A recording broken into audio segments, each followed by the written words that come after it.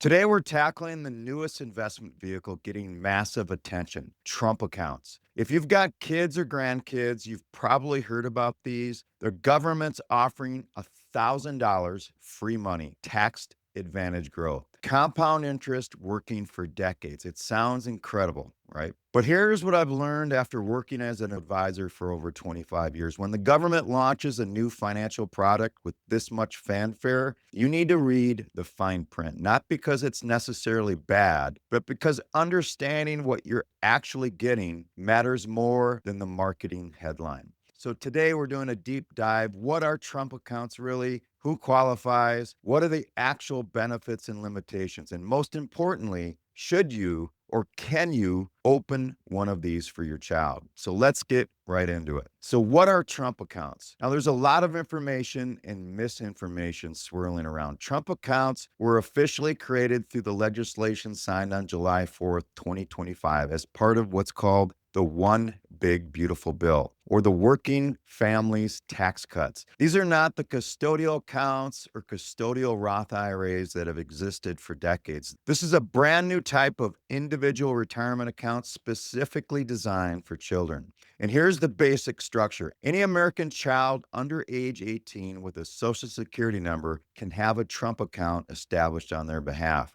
The account is set up by a parent or legal guardian by filing IRS Form 4547 or starting mid 2026 through an online portal at trumpaccounts.gov. Now, here's the part that's generating all the buzz. Children born between January 1st, 2025 and December 31st, 2028 are eligible for a one-time 1,000 seed contribution from the U.S. Treasury Department. That's actual government money deposited directly in your account and immediately invested. The Treasury Department will initially create and hold these accounts, selecting specific financial institutions to serve as trustees. Later, families can transfer the account to their preferred financial institution through a rollover process. But let me be clear about the timing here. The online election system launches in mid 2026. The accounts become officially available on July 5th, 2026. If you file your 2025 taxes before the online system is ready and elect to open a Trump account, you'll get activation instructions starting in May 2026. So if you're sitting there thinking, I need to do this today, take a breath. We've got a little bit of time. Now, the $1,000 seed is just the beginning. Trump accounts can receive additional funding from four sources. First, family and friends can contribute up to $5,000 per year starting July 4th, 2026. These are considered qualified general contributions and can come from anyone, not just parents. Number two, employers can make contributions on behalf of their employees' children. We're already seeing major companies announcing matching programs. Schwab, Uber, JP Morgan, Chipotle, and Intel, Starbucks, and many others have pledged to match employee contributions to their kids' Trump accounts, similar to how they match 401k contributions. And third, philanthropists and charitable organizations can donate as well. Michael and Susan Dell pledged $6.25 billion to seed Trump accounts for 25 million children. Ray and Barb Dalio pledged $75 million for 300,000 kids in Connecticut. The Treasury has launched something called the 50-State Challenge to encourage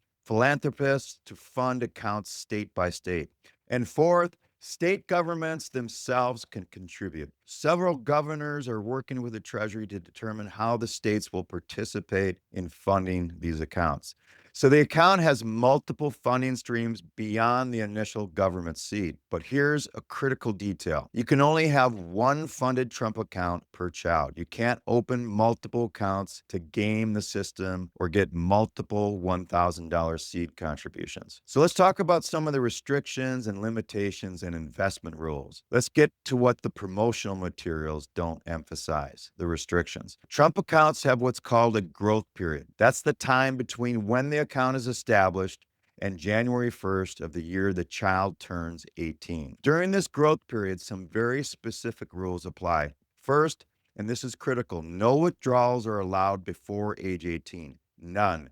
The money is completely locked up. This isn't like a custodial Roth IRA where you can withdraw contributions. This isn't like a 529 plan where you can use funds for education. Until that child turns 18, the money cannot be touched. And think about that for a moment. What if your family faces a financial emergency? What if your child has extraordinary medical needs? What if you lose your job and need to access every resource available? That money is inaccessible. Period. After age 18, traditional IRA rules kick in. Your now adult child can continue saving for retirement, use the funds to help buy a home, or use them for education. But withdrawals for non qualified purposes will face penalties on the earnings portion, just like any other IRA. And number two, investment options are extremely limited during the growth period. The IRS guidance is very specific. Trump accounts can only be invested in low cost index mutual funds or ETFs. And there's a hard cap on fees. Expense ratios cannot exceed 0.10% or 10 basis points. No individual stocks,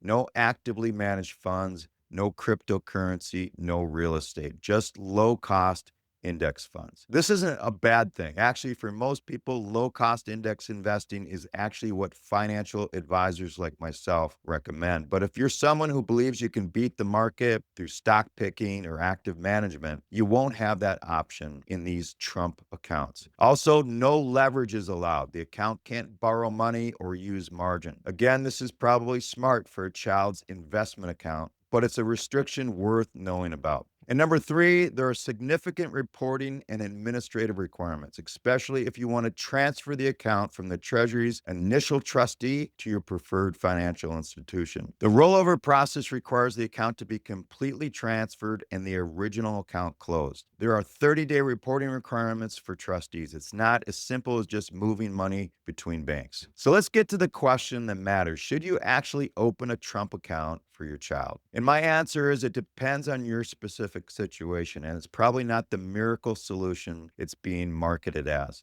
Scenario number one, you have a child born between 2025 and 2028. If your child qualifies for the $1,000 government seed contribution, opening a Trump account is probably a good idea. It's free money. Even with all the restrictions, having $1,000 growing tax advantage for your child's future is better than not having it. However, and this is important, don't let the 1,000 distract you from your own financial priorities. If you're not maxing out your own retirement accounts, if you're carrying high interest debt, if you don't have an emergency fund, those issues should be addressed first. Scenario two, you have a child who doesn't qualify for the seed contribution, but your employer offers matching. This gets a little bit more interesting. If your employer will match contributions dollar for dollar up to, say, $2,500 per year, you're effectively doubling your money immediately. That's a guaranteed 100% return before any market growth. That's super powerful. In this case, contributing enough to get the full employer match probably makes sense, assuming you've handled your own financial foundation first. It's similar logic to contributing enough to your 401k to get the company match. Scenario number three, you have a child who doesn't qualify for the seed and you don't have employer matching. Now we need to ask harder questions. Why would you choose a Trump account over other options like custodial accounts or custodial Roth IRAs? Remember, the money is locked up until age 18 with no exceptions. A 529 plan gives you access for education expenses. A custodial Roth IRA, if your child has earned income, offers more flexibility. Even a regular taxable brokerage account in your name gives you complete control and access. The Trump account's main advantage is the tax treatment. Growth is tax deferred, but is that enough of a benefit to justify the money being completely locked up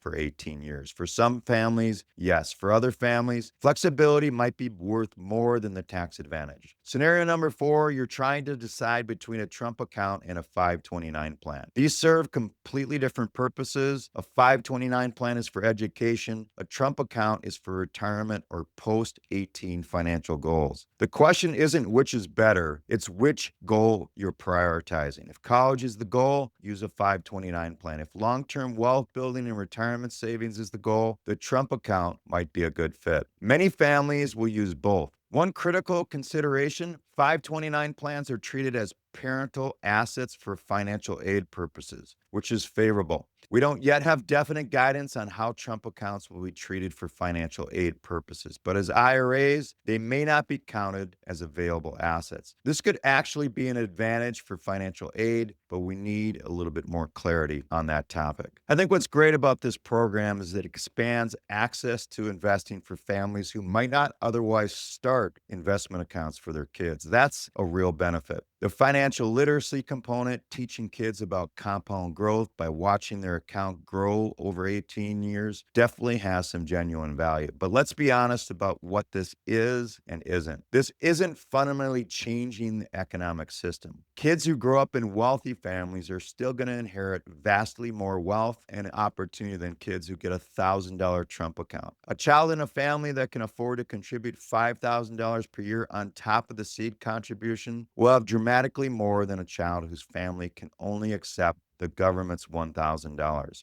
All right, let's bring this home with some concrete steps you can take. Step number one, determine if your child qualifies for the seed contribution. If they're born between January 1st, 2025 and December 31st, 2028 and have a social security number, they qualify for the $1,000. That is worth claiming. Action step number two, check if your employer offers matching contribution. How much will they match? What are the requirements? Calculate what that means for your family. Action step number three, assess your own financial foundation before contributing beyond any free money. This is the most important step. Are you on track for your own retirement? Do you have 3 to 6 months of expenses in an emergency account? Are you carrying high interest debt?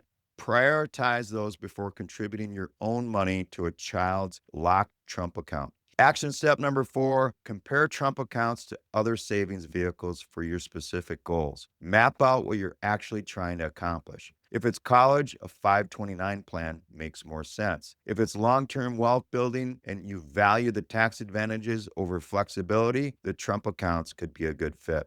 If you want maximum control and access, a taxable account in your name for the benefit of your kids might be a better option. Action step number five, wait for the online portal and additional guidance. We're still in the early stages. The online election portal doesn't launch until mid-2026. The IRS has requested comments on the proposed regulations through February 20th of 2026, which means rules could still change. There's no benefit to rushing this decision before you have complete information. Action step number six, if you decide to open one, mark your calendar for when elections open. The online tool at trumpaccounts.gov should be available mid-2026, with accounts being available July 5th of 2026. If you're filing 2025 taxes early and want to elect on Form 4547, you can do that, but activation won't happen until May 2026 at the earliest. Action step number seven, teach your kids about money regardless of what accounts you open. The government is marketing Trump accounts as laboratories of financial literacy. Now, that's nice rhetoric, but real financial literacy comes from parents having ongoing conversations about money. Involve your kids in age-appropriate discussions about saving, spending, investing, and values around money. That education is more valuable than any account.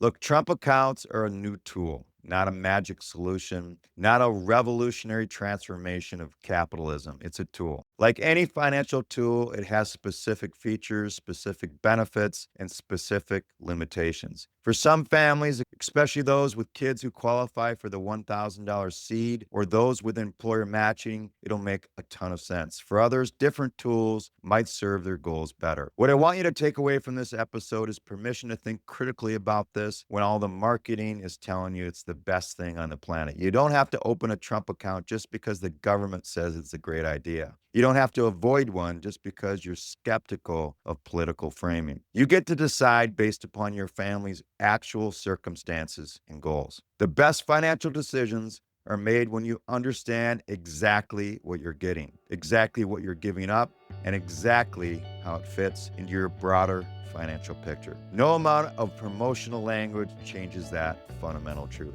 Once again, this is Brian, the Wealth Decisions Guy. Thanks for listening, and I hope to see you next week.